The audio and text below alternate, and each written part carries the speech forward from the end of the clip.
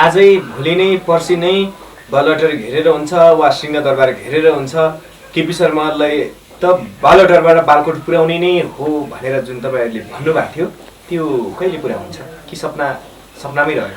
अब छिट्टै हुन्छ त्यो। मैले त बेला बेला भन्छु प्रधानमन्त्रीको पद सक्यो भने उहाँ कहाँ बस्नुहुन्छ, बालकोट बस्नुहुन्छ नि, त्यो कुर्सी पनि उठाएर त्यहीँ राखिदिनु है भनेर भनेको छु मैले। त्यसैले चाहिँ तपाईँको उहाँलाई त्यति कुर्सी प्यारो छ। 2/3 नजिकको बलियो सरकार, आजसम्मको इतिहासले बलियो सरकार कमरेड केपी ओलीको सरकार आज यो हालतमा छ, डगमगाइरहेको छ। उहाँ हरेक दिन मन्त्रीमण्डल विस्तार गर्नुहुन्छ। त्यही मन्त्रीमण्डल विस्तार गर्दाखेरि त चाहिँ तपाईँको अहिले यस्तो हालत भएर 5 जनामा अब देश चलाउनु पर्ने अवस्था आइसकेको छ भने यो कुरालाई उहाँले समीक्षा गर्न जरुरी छ। किन उहाँ गर्नुहुन्न, किन उहाँका सँगका टिमका लागेका मान्छेहरू गर्नुहुन्न भन्ने हामी आश्चर्यचकित छौँ। हेर्नुहोस्, यो त अङ्कुश नलायो भने उहाँ त चाहिँ कस्तो हुनुहुन्थ्यो भने त्यो चाहिँ साँडे छाडेको हुन्छ नि, त्यो साँडे छाडे जस्तो भइराख्नु भएको छ नि त। नत्र त चाहिँ तपाईँको उहाँले पटक 2 पटक त नेपालको संसद चाहिँ तपाईँको भङ्ग गरिसक्नुभयो। संविधान त नमिल्ने कामहरू ती सबै पटक दोहोऱ्याउँदै जानुभयो। अहिले 13 दिनमा मात्रै तपाईँहरूलाई थाहा छ नि, 13 दिनमा मात्रै 5 पटक चाहिँ कमरेड केपी ओलीले चाहिँ निर्णय गरेका कुराहरूलाई सर्वोच्च अदालतले अङ्कुश लाएर उहाँलाई चाहिँ ठेटन गरिसकेको छ। फुट गराउँदाखेरि कसको सेटिङ हो त? नेकपा फुट गराउँदाखेरि त्यो सेटिङ त कमरेड केपी ओलीकै सेटिङ होला नि त। नेकपा फुटाउन चाहन त कमरेड माधव नेपाल र कमरेड प्रचण्डले चाहेका थिएन नि। ओलीजीले पहिलो कुरा त नेकपालाई किन टुक्राउनु भयो? एमाले पार्टीलाई बचाउनका लागि, जोगाउनका लागि त अहिलेसम्म पार्टी फुटाएका छैनौँ नि, नत्र पार्टी फुटाउन कुनै बार कुरी राख्नु पर्दैन नि त। अनेक उपायहरू उहाँले फेरि झिक्न सक्नुहुन्छ। फेरि सर्वोच्च अदालतले संसद पुनर्स्थापना गरिदियो भने पनि उहाँ सहजै प्रधानमन्त्रीको कुर्सी छाड्ने बाला छैन। लामो समयदेखि ल्याएको गणतन्त्र, संविधान, लोकतन्त्र माथिको एउटा चाहिँ अङ्कुश लाउने अथवा यसको हत्या गर्ने प्रयास गरिराख्नु भएको छ नि त। यो सबै राजनीतिक सिर्जना अहिले कमरेड केपी ओलीको कारणले भइराखेको छ। हट्ने कुरै हुँदैन, नहटाएसम्म किन पछाडि हट्ने? कोरोनाको महामारी भएर हो, नत्र कोरोनाको महामारी नभइदिएको भए आज सडकहरू ठप्प हुन्थे, आज तपाईँको सिंहदरबार वरिपरि घेरिन्थे, ती तानासाका कुर्सीहरू ढल्थे।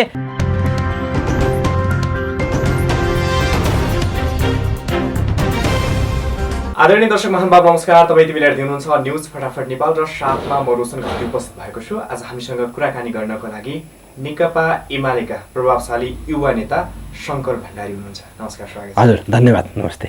सर्वोच्चले त प्रधानमन्त्री केपी शर्मा ओलीको फेरि एकपटक झड्का लगाइदियो, धेरैवटा कुरामा अङ्कुश लगाएको छ। खुसी हुनुहुन्छ होला हैन तपाईँहरू? यो त अङ्कुश नलायो भने उहाँ त चाहिँ कस्तो हुनुहुन्थ्यो भने त्यो चाहिँ साँडे छाडेको हुन्छ नि, त्यो साँडे छाडे जस्तो भइराख्नु भएको छ नि त। नत्र त चाहिँ तपाईँको उहाँले पटक 2 पटक त नेपालको संसद चाहिँ तपाईँको भङ्ग गरिसक्नुभयो होइन। एउटा पुस 5 गते, एउटा अस्ति भर्खरै। त्यसपछि चाहिँ तपाईँको नेपालका जति पनि चाहिँ तपाईँको संविधान विपरीत हुने कामहरू हुन्, संविधान त नमिल्ने कामहरू ती सबै पटक दोहोऱ्याउँदै जानुभयो।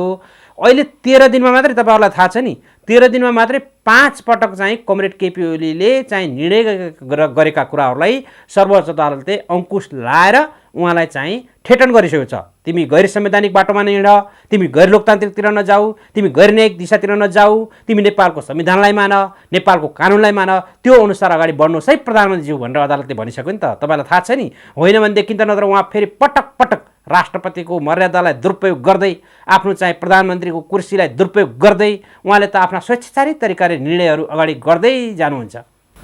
तर हिजोको निर्णय त सर्वोच्चको निर्णय नभएर राजनीतिक निर्णय भयो भन्छन् नि। प्रचण्डले जे बोलेको हुनुहुन्थ्यो त्यही ठ्याक्कै मिल्यो, यसको अर्थ त सेटिङ चलिरहेछ अदालतमा भन्ने आरोप छ केपी शर्मा ओली पक्षका नेताहरूको। राज्य सत्तामा उहाँ हुनुहुन्छ, सरकारमा उहाँ हुनुहुन्छ, सारा यो देशका सबै राजनीतिक निकायहरूदेखि लिएर सबै चाहिँ संवैधानिक निकायहरूतिर उहाँले कब्जा गर्ने प्रयत्न गरिराख्नु भएको छ। सम्पूर्ण निकायहरू, सम्पूर्ण आयोगहरू, संवैधानिक आयोगहरूमा निर्वाचन आयोगको भूमिकालाई हेर्नुहोस्, अरूलाई हेर्नुहोस्। अनि कमरेड प्रचण्डले, कमरेड देउपाले, कमरेड माधव नेपालले कसरी सत्ता सेटिङ गर्न सक्छन्? उहाँहरू के अहिले एप्रोचमा हुनुहुन्छ?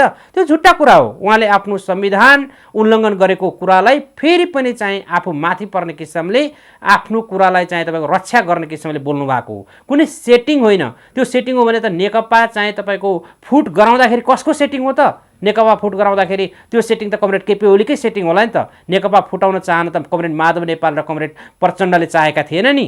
हामी त सम्पूर्ण नेपालका कम्युनिस्ट पार्टीहरूलाई, जो तितर बितर छरिएर रहेका पार्टीहरू छन्, नेपालका सबै ती सानातिना कम्युनिस्ट घटकहरूलाई मिलाउने हाम्रो चाहना हो, हाम्रा नेताहरूको चाहना हो। त्यसैले कमरेड केपी ओलीले आफ्ना गल्ती, कमजोरी, आफ्ना गैर न्यायिक कामलाई त्यो छाप्नको लागि त्यसलाई रोक्नको लागि उहाँले अनेक हत्कण्डा मच्चाएर चाहिँ अनेक चाहिँ तपाईँको तुरुबहरू बजारमा फाल्नुहुन्छ।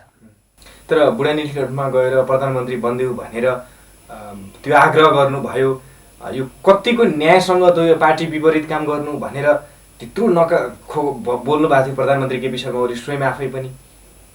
तपाईँले त पार्टी विपरीत, पार्टीलाई हित नहुने काम गर्नुभएको हो नि। कसले हित हुने नहुने काम गरेको?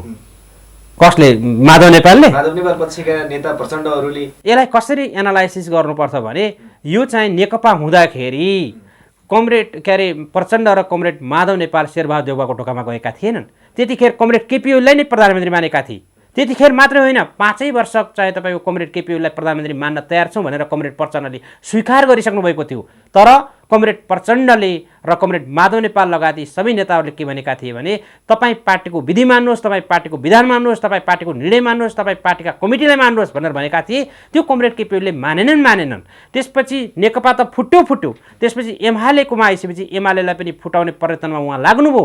हाम्रो पार्टीको वरिष्ठ नेता माधव नेपाललाई कारवाही गर्नुभयो, झलनाथलाई कारवाही गर्नुभयो, पार्टीको उपाध्यक्ष चाहिँ तपाईँको भीमराव लगायत नेताहरूलाई कारवाही गर्नुभयो, 77 जिल्लाका हाम्रो झलनाथ पक्षका सबै नेताहरूलाई पदविहीन बनाउनुभयो, आफ्ना गुटका राख्नुभयो, नवौं महाधिवेशनलाई भङ्ग गर्नुभयो। यी सबै प्रयत्न गरिसकेपछि यी पार्टीका कुराहरू भए। त्यसपछि नेपालको संविधानलाई उल्लङ्घन गर्ने काम गर्नुभयो, नेपालको चाहिँ जनताका बिचमा पपुलर हुने कामहरू नभएर जनतालाई प्रताडित गर्दै उपेक्षित गर्दै चाहिँ तपाईँको नयाँ घटनाक्रमहरू अगाडि बढाउँदै जानुभयो। त्यो प्रयत्न भइसकेपछि नेपालको लोकतन्त्रको रक्षा गर्नको लागि, नेपालको संविधानको रक्षा गर्नको लागि, नेपाली जनताको जनादेशको रक्षा गर्नको लागि अब दुई पटक संसद विघटन गरिसक्यौँ, धेरै घटनाहरू घटाइसक्यौँ, अब घटाउन पाउँदैनौँ भनेर अनि शेरबहादुर देउपा अथवा कमरेड प्रचण्ड अथवा कमरेड माधव नेपाल जो प्रधानमन्त्री हुन्छ तर कमरेड केपी ओलीको इतर व्यक्ति चाहिँ प्रधानमन्त्री हुनुपर्छ भनेर कहिले हामी चाहिँ तपाईँको बुढा नीलकण्ठको गेटमा गयौँ होला, कहिले चाहिँ तपाईँको खुमलटारको गेटमा गयौँ होला, कहिले कोटेश्वरको गेटमा पनि आएकै होलान् ती प्रचण्ड कमरेडहरू, देउपा कमरेडहरू। त्यसैले त्यो आउने र जाउने भन्दा पनि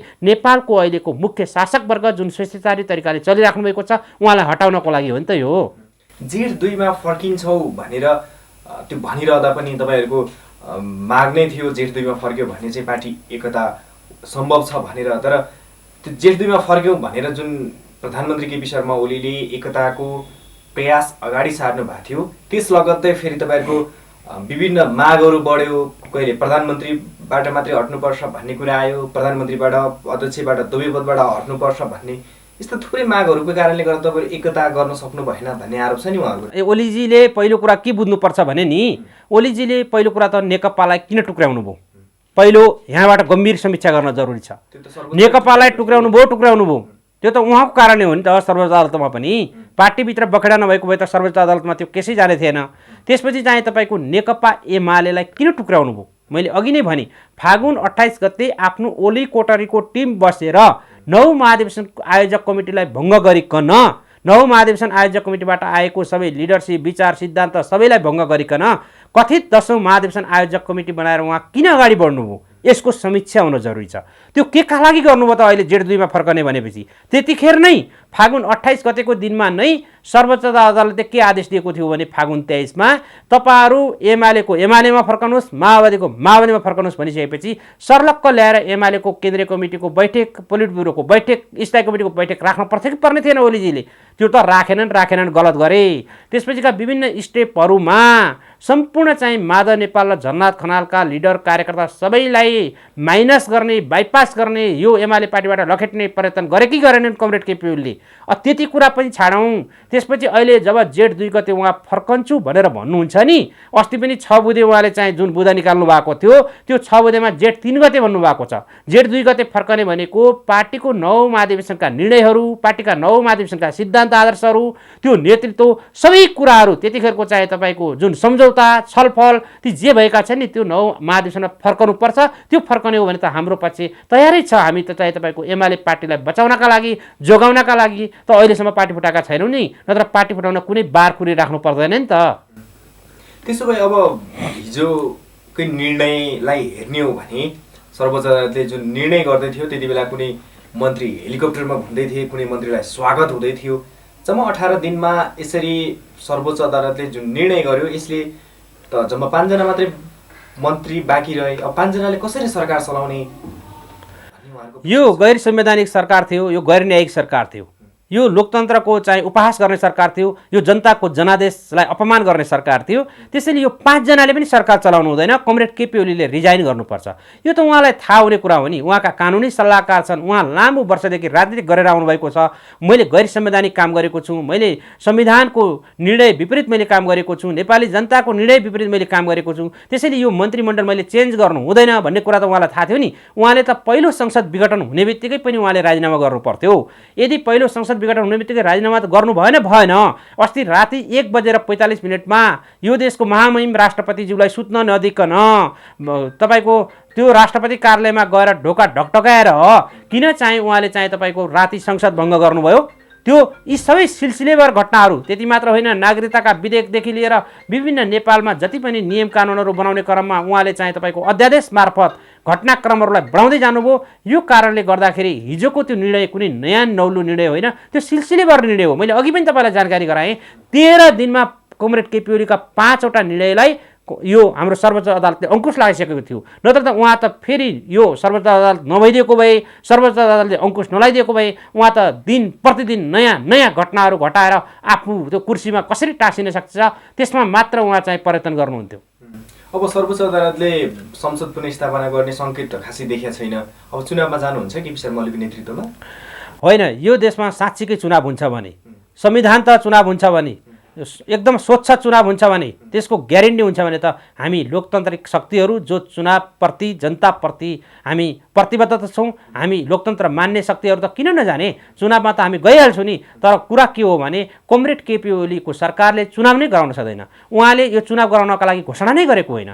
अघि नै तपाईँलाई मैले जानकारी गराएँ नि, चुनाव गर्ने भए त उहाँले वैशाख 17 र 27 गते पनि, पहिला पनि पुस 5 गते जब विघटन गर्नुभएको थियो नि त्यतिखेर पनि चुनाव घोषणा गर्नुभएको थियो। अहिले पनि कार्तिक र मङ्सिरमा उहाँले 2 चरणमा चुनाव घोषणा गर्नुभएको छ। यत्रो कोरोना महामारीको एउटा ठुलो चाहिँ तपाईँको विश्वभरि समस्या छ, नेपालमा मात्रै होइन। यो समस्याका बिचमा उहाँले यत्रो नेपालको राजनीतिक अस्थिरता छ, नेपालका अन्य राजनीतिक दलहरू तयार नभइकन उहाँले कसरी चुनाव गर्न सक्नुहुन्छ? त्यसैले यो चुनावको नाटक गरेर उहाँले कसरी त्यो चाहिँ तपाईँको संसद विघटन गरेर उहाँ आफू जसरी भए पनि त्यो कुर्सीमा टाँसिराख्ने एउटा मात्र उपाय उहाँको हो। अझ फेरि अनेक उपायहरू उहाँले फेरि झिक्न सक्नुहुन्छ। फेरि सर्वोच्च अदालतले संसद पुनर्स्थापना गरिदियो भने पनि उहाँ सहजै प्रधानमन्त्रीको कुर्सी छाड्ने बाला छैन। त्यसैले चाहिँ उहाँले फेरि पनि एउटा गैर न्यायिक तरिकाबाट, गैर संवैधानिक तरिकाबाट उहाँ चल्न खोज्नुहुन्छ। महामहिम राष्ट्रपतिको पनि त्यसमा समर्थन रह्यो भन्ने अर्को आरोप छ हैन? हुन त नेपालमा गणतन्त्र आएको अब धेरै वर्ष पनि बितेको छैन। नेपालको गणतन्त्रमा हामीले 2टा राष्ट्रपति हामीले बिताएका छौँ। कार्यकालको हिसाबमा भन्ने हो भने 3टा कार्यकाल राष्ट्रपतिको बितिसकेको छ। अब अहिलेसम्मको 2टा राष्ट्रपतिलाई मूल्याङ्कन गर्ने हो भने अहिलेको जुन राष्ट्रपति महोदय हुनुहुन्छ नि, उहाँ त असाध्यै चाहिँ तपाईँको अहिले ओलीको स्वकीय सचिव जस्तो बन्नुभएको छ के। ओलीको स्वकीय सचिवको भूमिका उहाँले निभाइराख्नु भएको छ। हामीले महामहिम राष्ट्रपतिलाई यो आरोप लाउँदै गर्दा हामीलाई पनि खल्लो फिलिङ भइरहेको छ। किन खल्लो फिलिङ भइरहेको छ भने हाम्रो देशको महामहिम राष्ट्रपतिको त्यो चाहिँ एउटा गम्भीरता, उहाँको जुन एउटा प्रकारको हाइट हुनुपर्थ्यो नि त्यो कतापि पनि अहिलेसम्म देखेको छैन।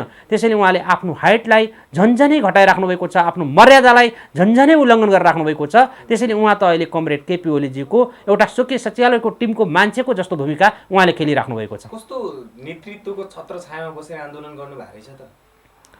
हो, त्यो कुरा चाहिँ असाध्यै गम्भीर छ। नेकपा एमालेको जसरी उहाँ पार्टी अध्यक्ष हुनुभयो, नेकपाको उहाँ जसरी पार्टी अध्यक्ष हुनुभयो, उहाँले त्यतिखेर एउटा रूप देखाउनुभयो, एउटा व्यवहार देखाउनुभयो। अहिले जब सत्तामा आइसकेपछि उहाँले अर्को रूप र अर्को व्यवहार देखाउनुभयो, अर्को दाँत देखाउनुभयो। त्यसैले अब्राहम लिङ्कनले के भन्ने गरेका छन् भने अब 100,000 जनताहरू मूर्ख भए पनि केही समस्या हुँदैन, तर राष्ट्रको एकजना मुख्य नेता अथवा मुख्य मान्छे मूर्ख भयो भने त्यसले धेरै कुराहरू बिगार्छ भनेर भनेका छन्। त्यसै गरी आज कमरेड केपी ओली एकजना स्वेच्छाचारी भइदिएको कारणले गर्दा, एकजना चाहिँ तपाईँको मूर्ख टाइपको नेता भइदिएको कारणले गर्दा आज सारा देशले यो अस्थिरताको अवस्था सिर्जना गरेको छैन त। तपाईँलाई थाहा छ आज यहाँ संसद किनबेचको बखेडा हुन्छ। यहाँ चाहिँ तपाईँको अस्थिरता झन्डै 17-18 पटक मन्त्रीमण्डल चेन्ज भइसकेको छ। आज 5 जनामा मन्त्री उ गरेर राख्नुभयो, चलाएर बसिराख्नु परेको छ।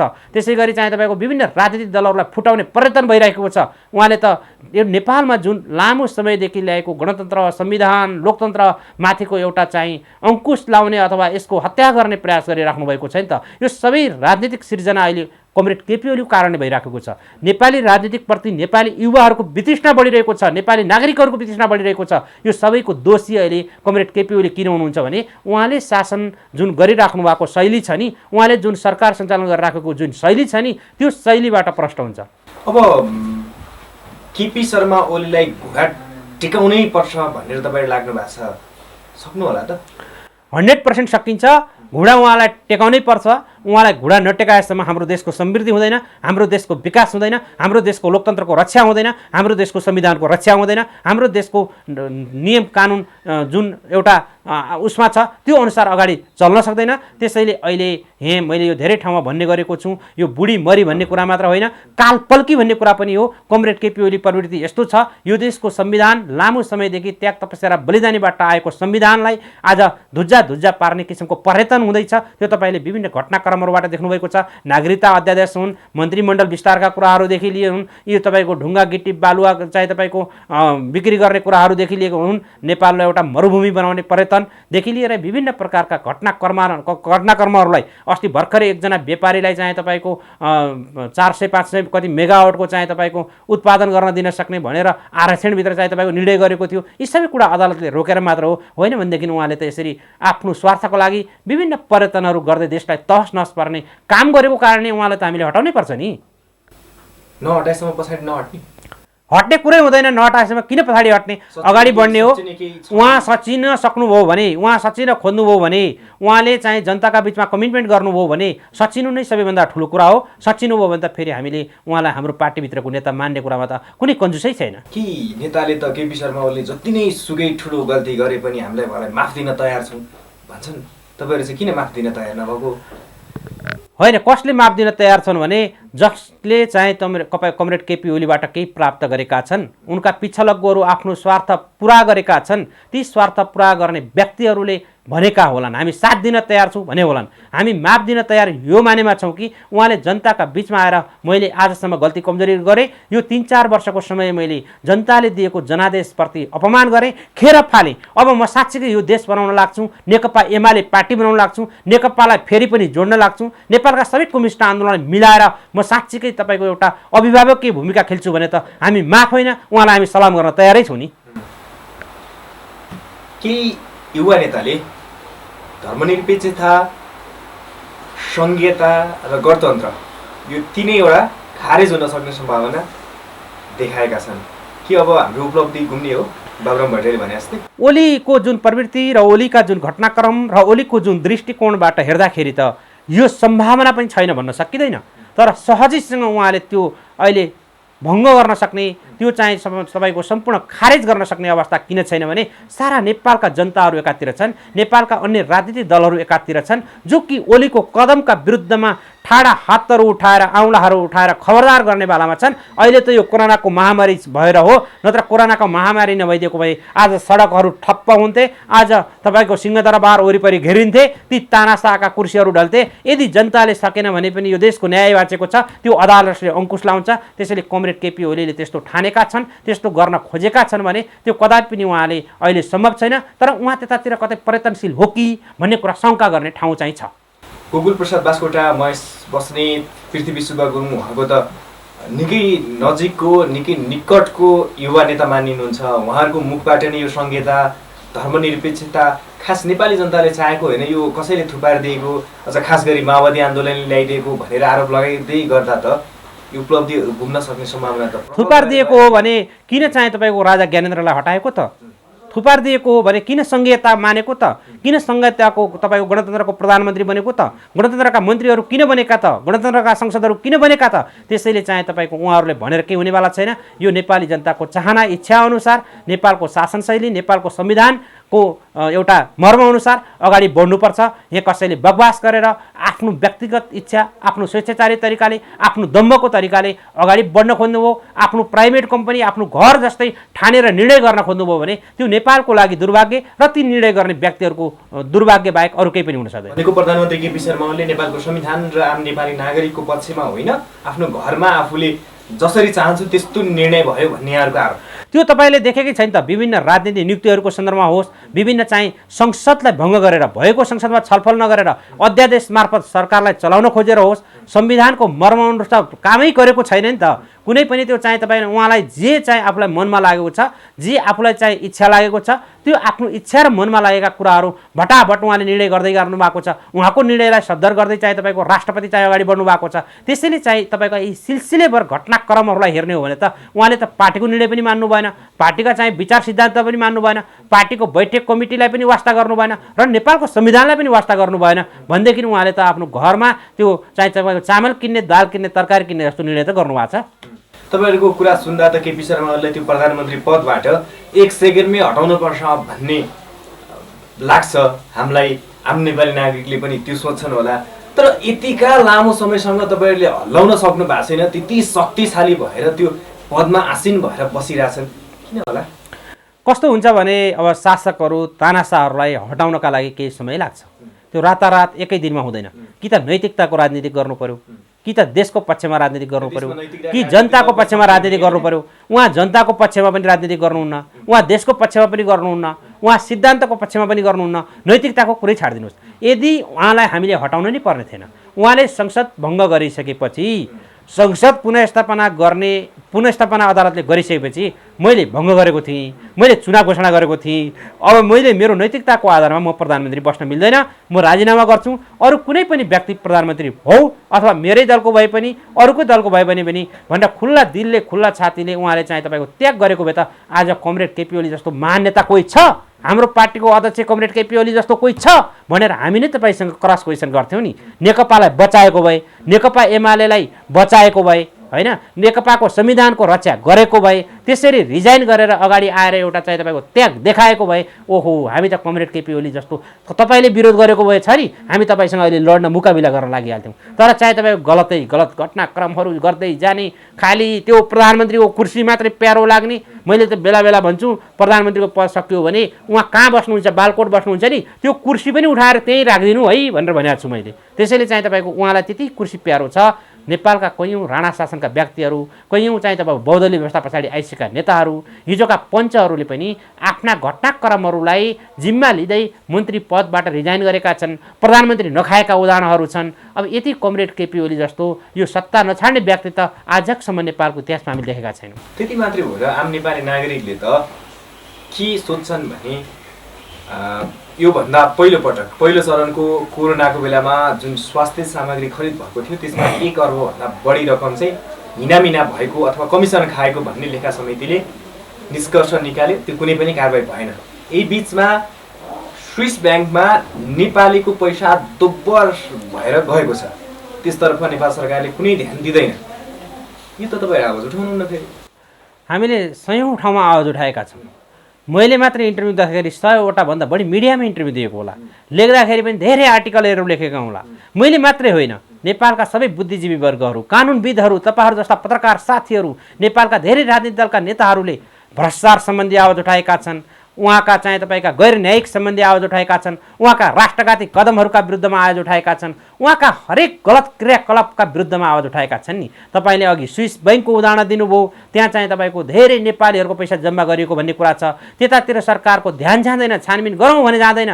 अघि तपाईँले अरबौँको कुरा गर्नुभयो स्वास्थ्य सामग्री गर्दाखेरि, यति होल्ड्सका कुराहरू छन्, विभिन्न कुराहरू छन्। अघि मैले तपाईँको बिजुली निकाल्ने मेगावाटका कुराहरू गरेँ। यहाँ त व्यापारीका छोराछोरीहरूलाई अहिले राजदूत बनाउने चलन छ, व्यापारीहरूलाई रातारात कसरी धनी बनाउने भन्ने प्रचलन छ, आफ्नै चाहिँ तपाईँका 70 करोड 80 करोड भएका नेताहरूलाई कसरी संरक्षण, भ्रष्टाचारमा मुछिएका नेताहरूलाई कसरी संरक्षण गर्ने भन्ने कुरा छ। यहाँ जे गरे पनि यो सत्ता टिकाउने दाउँ र यो उपायमा लागेपछि सबै भ्रष्टाचार गरेको पनि मिना हुन्छ, सबै गल्ती कमजोरी सबै गरेका कुराहरूलाई पनि कमरेड केपी ओलीले मिना गर्नुहुन्छ। त्यसैले यसका विरुद्धमा आवाज उठाएर त आज तपाईँलाई थाहा छ नि 2/3 नजिकको बलियो सरकार, आजसम्मको इतिहासकै बलियो सरकार कमरेड केपी ओलीको सरकार आज यो हालतमा छ, डगमगाइरहेको छ। उहाँ हरेक दिन मन्त्रीमण्डल विस्तार गर्नुहुन्छ, त्यही मन्त्रीमण्डल विस्तार गर्दाखेरि त चाहिँ तपाईँको अहिले यस्तो हालत भएर 5 जनामा अब देश चलाउनु पर्ने अवस्था आइसकेको छ भने यो कुरालाई उहाँले समीक्षा गर्न जरुरी छ। किन उहाँ गर्नुहुन्न, किन उहाँका सँगका टिमका लागेका मान्छेहरू गर्नुहुन्न भन्ने हामी आश्चर्यचकित छौँ। हेर्नुहोस्, किनभनेदेखि सत्ता भनेको कुरा, कुर्सी भनेको कुरा आजीवनको लागि होइन। जनताले एकचोटि चान्सेस दिएका हुन्छन्, त्यो पार्टीलाई दिएका हुन्छन्। नेपालमा त पार्टी सिस्टम छ, त्यो पार्टीले राम्रो काम गर्न सकेन, त्यो व्यक्तिले राम्रो काम गर्न सकेन भने दोहोरिने सम्भावना कम हुन्छ। त्यसैले मैले अघि नै भने नि, आज हामीले यसरी टिका टिप्पणी गर्दै गर्दा हामी आफै लज्जित किन भएका छौँ भने हाम्रो देशको प्रधानमन्त्रीको बारेमा, हाम्रो देशको राष्ट्रपतिको बारेमा, हाम्रो देशलाई एउटा समृद्धि देश बनाइदिएको भए, हाम्रो देशको राजनीतिकलाई स्थायित्व राजनीतिक बनाइदिएको भए, यत्रो लामो 70 वर्षदेखि लडेको राजनीतिक आज फेरि धुमिलिँदैछ। यो किन धुमिल्यायो त? यसलाई राम्रो बनाइदिएको भए हामी संसारका देशहरूमा चाहिँ तपाईँको बहस गर्ने किसिमले ओहो कमरेड केपी ओलीले जसरी नेपाल बनाए त्यसरी तिमीहरू बनाउन भनेर अरूलाई अर्थी उपदेश दिने ठाउँमा हामी पुग्न सकेको भए त हामी कति महान ठान्थ्यौँ होला यी नेताहरूलाई। तर आज महान होइन, हामीले अब उहाँलाई अपमान गर्नुपर्ने अवस्था सिर्जना भएको छ। यो उहाँका गतिविधि र उहाँका जुन पर्यटनहरू भएका छन् तिनीहरूबाट नै उहाँलाई हामीले यसरी बोलिरहेका छौँ। आजै भोलि नै पर्सि नै बालुवाटार घेरेर हुन्छ वा सिंहदरबार घेरेर हुन्छ, केपी शर्मालाई त बालुवाटारबाट बालकोट पुर्याउने नै हो भनेर जुन तपाईँहरूले भन्नुभएको थियो त्यो कहिले पुरा हुन्छ कि सपनामै रह्यो? अब छिट्टै हुन्छ, त्यो धेरै दिन पर्खिराख्नु पर्दैन। अब यो अदालतको निर्णय हामी पर्खौँ। अदालतको निर्णय पर्खँदाखेरि अदालतले ठोस आदेश दियो भने त उहाँले छाड्नुहुन्छ। तर फेरि म तपाईँलाई यसमा जोड दिउँ है, फेरि अदालतले अदालतले तोकिदिनुपर्छ। अहिले चाहिँ तपाईँको फेरि यो धारामा जाऊ ऊ धारामा जाऊ भनेर अदालतले भन्यो भने कमरेड केपी ओलीले फेरि पनि नयाँ नयाँ प्रकारको हत्कण्डा मचाउनुहुन्छ। किनभनेदेखि उहाँ नैतिकताको आधारमा, उहाँ नेपालको बहुमतको आधारमा राजीनामा दिने मान्छे होइन। उहाँ अल्पमत भए पनि सरकार चलाइराख्न खोज्ने मान्छे हो। तपाईँलाई थाहा छ नि त, दुई पटक अल्पमतमा पर्दाखेरि पनि संसद विघटन गरेर चुनावको नाटक गरेर चुनाव घोषणा गरेर म त चुनावमा जान्छु भनेर बहुमतलाई कुल्चिने काम भएको छ। त्यसैले सर्वोच्च अदालतले शेरबहादुर देउपाको नेतृत्वमा अब नयाँ सरकार बनाऊ भनेर ठोस आदेश दियो भने यो सम्भावना छ। होइन भने उहाँले फेरि हामीले नसोचेकै घटनाक्रमहरूको हत्कण्डा चाहिँ उहाँले अपनाउनु हुन्छ कि भन्ने अहिले धेरै मान्छेहरूको त्यतातिर पनि गेस भइराखेको छ। यो महत्त्वपूर्ण समय र विचारको लागि धेरै धेरै धन्यवाद रोशनजी, तपाईँ लगायत तपाईँको टिमलाई।